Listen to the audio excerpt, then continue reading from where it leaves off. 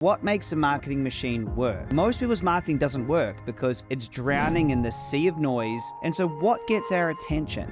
Our attention goes somewhere. And where does it go? No one's interested. That's why you hear some people talking to you, I'm not interested in that. This means that if we position our products or services as anything other than a way that's going to help someone survive or thrive, it won't work.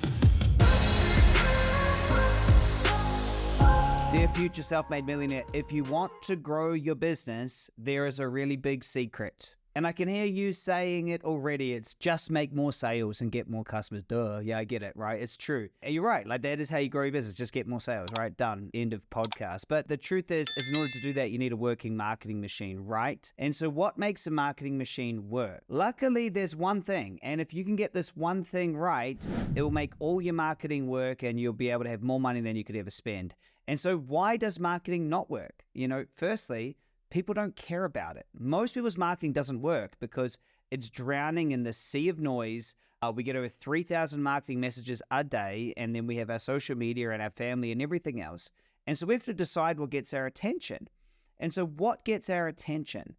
What gets our focus? And it all goes back to Maslow's hierarchy. Okay, if you don't know his hierarchy, it starts at the bottom. The first needs that we have are physiological needs, right? Air, water, food, shelter, sleep, clothing. Then safety needs, personal security, employment, resources, health, property. Then it's love and belonging, like friendships, intimacy, family, sense of connection. Then it's esteem, respect, self-esteem, status, recognition, strength, freedom. And then at the top is self-actualization, right? Which is the desire to become the most that we can be. So we're out there walking through the world, right? And our attention goes somewhere. And where does it go? Well, interestingly enough, our attention is on Netflix and YouTube and social media and sports and family and friends and all of these things.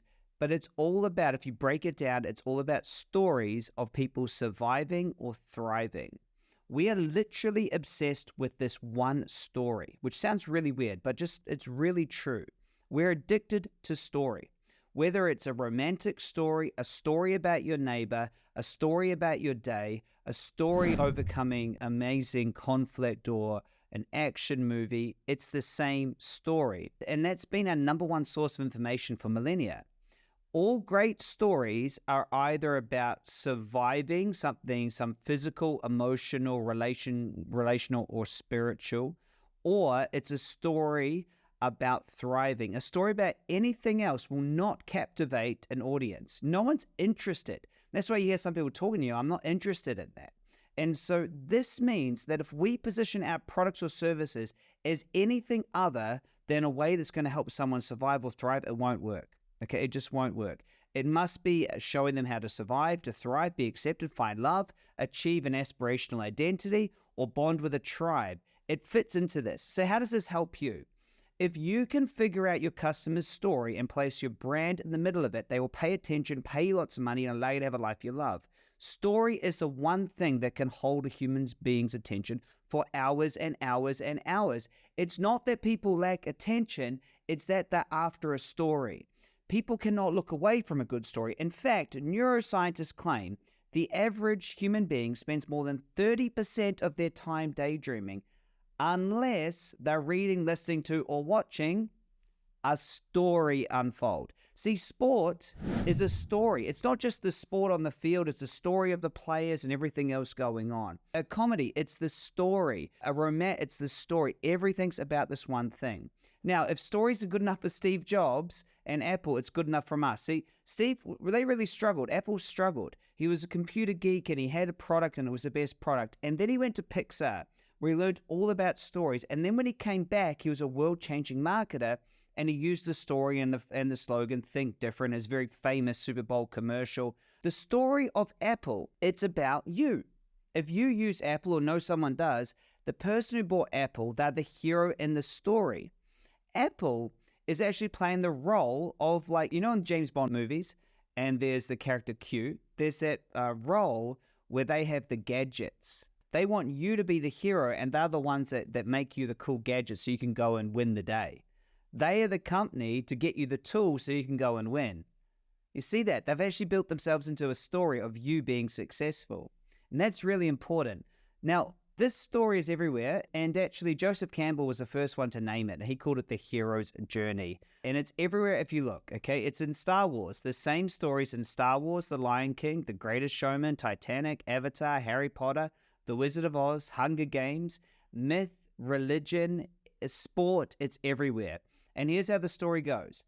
There's 12 phases and 3 acts, okay? The hero starts out in an ordinary world, okay? Think about Shrek, or think about The Lion King, or, Star Wars. So or any romantic movie, they start out in the known world. Then there's a call to an adventure. There's, someone dies, or, there's an attack, or, in Shrek, the land's getting taken. There's a call. They always refuse the call. Luke doesn't want to go and leave his uncle and auntie. Shrek can't be bothered fighting for his land, but they refuse it. They're not interested in this new love interest. They're happy the way they are. They refuse it. Then they meet mentors and helpers, and they cross the threshold. And okay, now they're going for it. Every Marvel movie follows this. Then they go into, which is the second act. Okay, so they leave the known world. They leave the second act. Now this is the adventure. So the adventure, they don't just get the rewards. Think about every myth, every religion, every story. There's tests, there's allies, there's enemies. They approach it in a cave. There's the big ordeal, they're fighting the bad guy. It looks like everything's going wrong. And then they overcome it and seize the reward, which then is the third act, which is the chance now to make it right. So they've overcome this tremendous challenge. Now they get to make it right. The road back home, resurrection, atonement. And they return with the gift of the goddess, or the elixir, or they return with this new sense. Why Shrek follows this perfectly. So does Star Wars. So does The Greatest Showman. Same with The Lion King, right? He goes on this ideal. Timon, Pumbaa, they're out there. These helpers and allies, comes back, overcomes it, and gets rid of Scar, becomes the king that he was supposed to be. You see it in Harry Potter, The Wizard of Oz. So it's everywhere. And this is how you need to position your marketing. So you need to position yourself maybe as Yoda, or as the wise guide, or maybe as Q in James Bond. You have the cool gadget, or you're Gandalf. You got to position yourself, but the customer is the hero. And so you and your business are the person helping them in their story. This is the most important thing you'll ever learn about marketing, is humans are addicted to this one story. And if you want help with this, I can help you do this. Reach out to join one of our programs. We can help you get the story right for your business.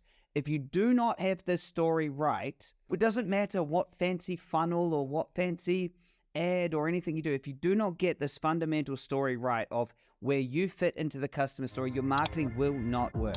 If you figure this out, you'll watch sales roll in, stress roll out, freedom will be yours, and frustration will leave you. This is that important. Hope you enjoyed this. Like, subscribe, and share out this video, and I'll see you on the next episode. Bye for now.